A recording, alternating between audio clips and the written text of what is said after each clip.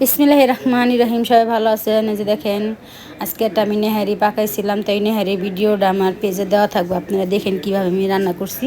তাই যে এটা একটা শর্ট ভিডিও। দেখেন লেবু, পেঁয়াজ, কাঁচামরিচ, ধনিয়া পাতা, পুদিনা পাতা, আদা কুচি, এই সব কুচি কুচি করে কাইটা নিছি। আর এই যে নেহারিটা হাতে এরকম করে পাকাই নিছি। আজকে যেহেতু একটু বৃষ্টি নামছে, তাই বৃষ্টির মধ্যে একটু নেহারিটা খাইতে খুবই ভালো লাগে।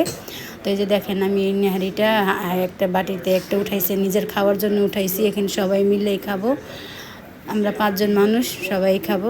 তাই যে দেখেন, এইভাবে করে আপনারা হালকা ঠান্ডা পড়লে আপনারা এইভাবে করে নেহারি পাক করে খাইতে পারেন। তা নেহারির ভিডিওটা আমার পেজে দেওয়া আছে, লং ভিডিও, ওটা আপনারা দেখতে পারেন আমি কিভাবে পাকাইছি।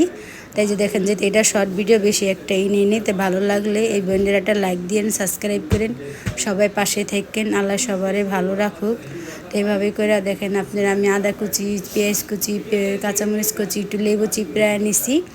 তো এইভাবে করে নেহারিটা খাওয়াটা যে এত মজা লাগে, বাহিরের নেহারি আর নিজের হাতের নেহারি অনেকই পার্থক্য আছে।